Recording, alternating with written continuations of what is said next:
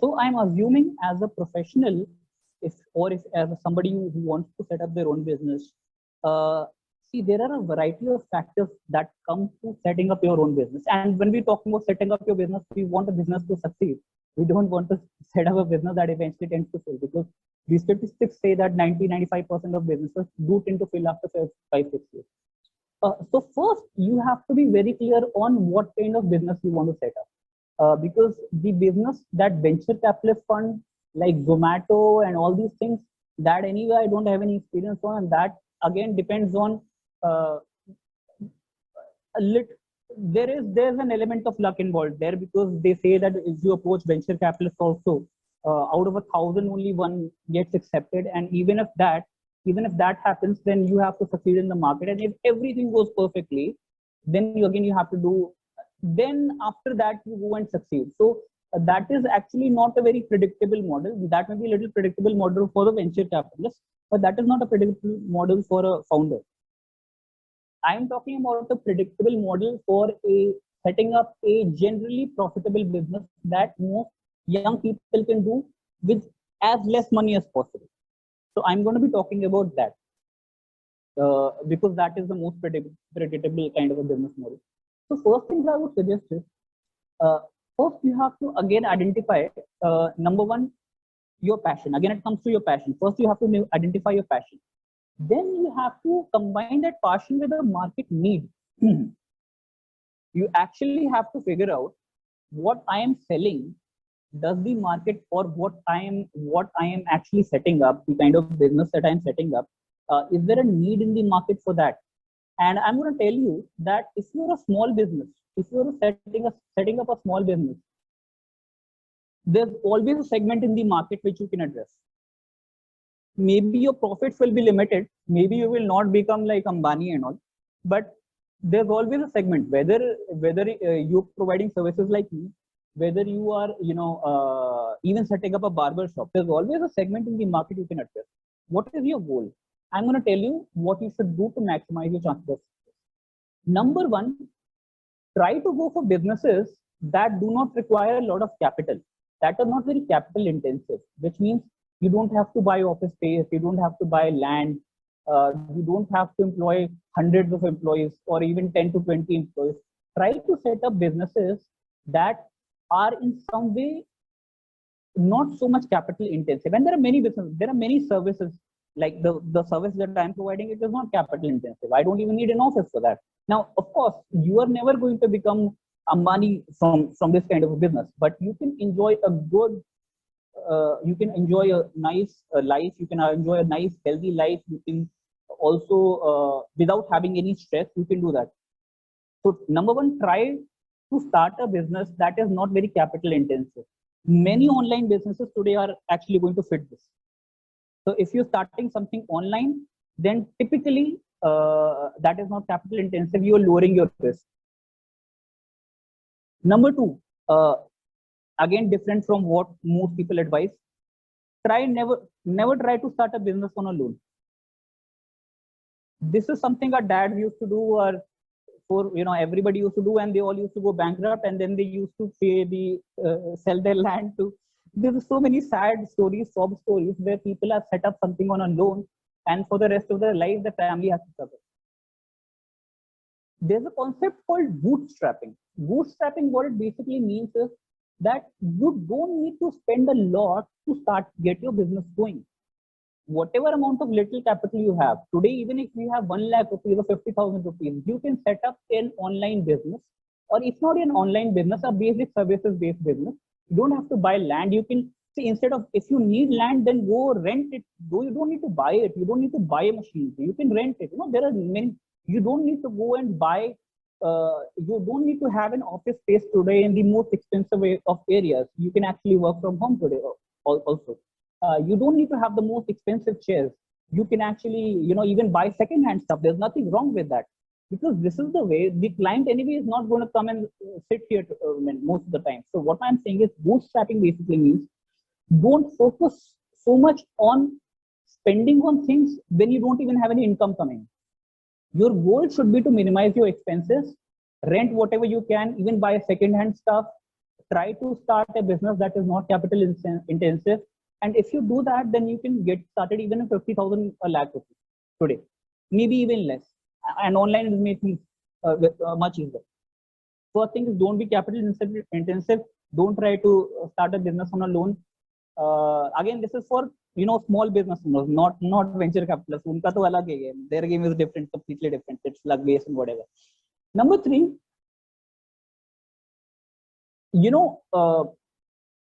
if your service if your product or service involves some kind of if your business involves creating some sort of a product.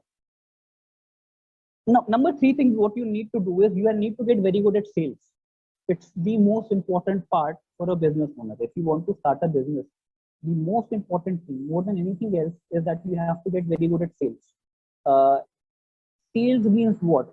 Typically we have been taught, a lot of us have been taught that sales is a bad thing. If you ever go to a person and somebody says that they are doing sales, it's looked at in a very, very negative way. People look at the sales people or even marketing people in a very negative way, and that is the perception, because the perception is that they are there to just pester us and all that. But the reality, the truth of the matter is that if you don't know how to make a sale, you will never succeed in business. It's a fact. If you hate sales, if you hate marketing, or if you hate sales, especially people tend to respect marketing, they don't respect sales that much.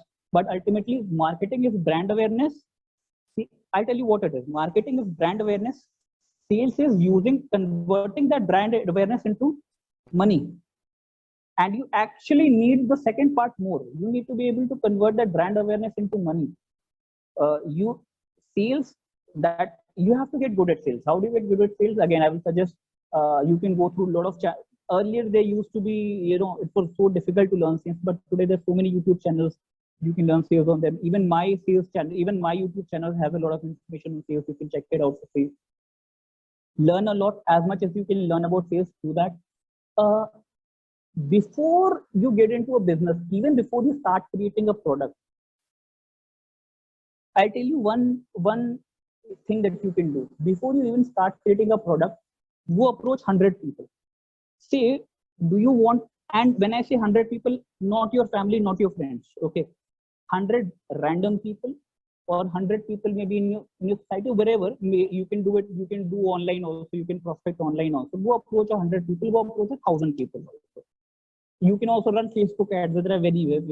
Using Facebook ads, you can approach 1,000 people or whatever. Say that I am coming out with this particular product. Do you want to buy this product?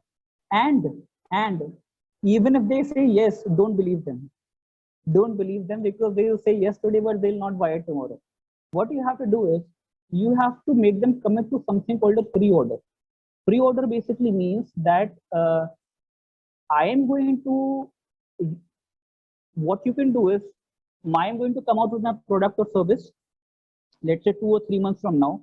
But if you place an order today and you actually give me money today, then you can get a 50% discount. When the product comes out, then it will be 100% for all the others. But if you have faith, you can get a 50%, 50, even 80% discount. What this does is that if people are willing to buy something today that is not developed, but they're ready to buy it at a 50, 60, 70% discount, that means somewhere or the other they are ready to pay for the product. And this you have found out even before creating the product. But the problem happens is that a lot of business owners, we create products, we spend years creating the product, and when we launch it in the market, nobody wants to buy. And that is why we all fail. One great risk minimization strategy is always approach 1,000 people or 100 people. 1,000 people you can approach to Facebook ads, get them, sell some kind of whatever you say, your proposal that, okay, I'm creating this product, it's going to come out in 2 or 3 months. If you order today, you get 80% discount or whatever. If enough people are ordering, that means कि आपका business चल सकता है. That means your business can work. Those people are willing to pay for it. And if nobody is willing to pay for it, or very few people are willing to pay for it, then junk that idea. Don't use that idea, because it's going to waste your time, it's going to waste your money. That is how you start a business. That is how you risk completely, lower the risk of any business. So I think this is 2 or 3 keys that I think you guys have to, again, it's starting a business and perseverance. Okay. In any business, 2-3 years, and even COVID times now, it always takes that much time. So it's never going to happen that you start your business today and tomorrow you're driving a Lamborghini. It's not going to happen. It's not going to happen. So you have to be aware of the realities. Never buy into some of the things that you see on Facebook or Instagram where they say, okay, I'm living the entrepreneur life and I'm having all this fun and I'm on the beach and I'm, just hanging out and partying. That is either a lie or they have really worked for like 10-20 years before they are able to do that. Being an entrepreneur is not being an entrepreneur. Starting a business is not about having a free, it's not about working less than others. It's about working for something that you're passionate about. It's working for something that makes you happy. And it also gives you some freedom. It doesn't give you free time. But the thing as an entrepreneur, what you can do is maybe you can, if you have some family emergency or family thing, then you can take time out even on Monday, maybe 1 hour, or maybe on Thursday, Wednesday. That freedom you get as an entrepreneur. But actually, overall, every single week you're working harder than most employees.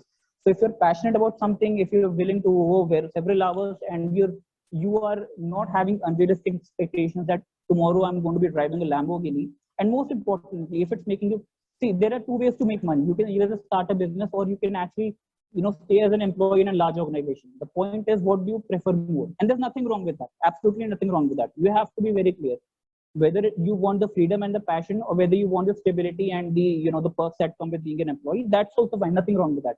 But you have to introspect and you have to ask yourself what life I want.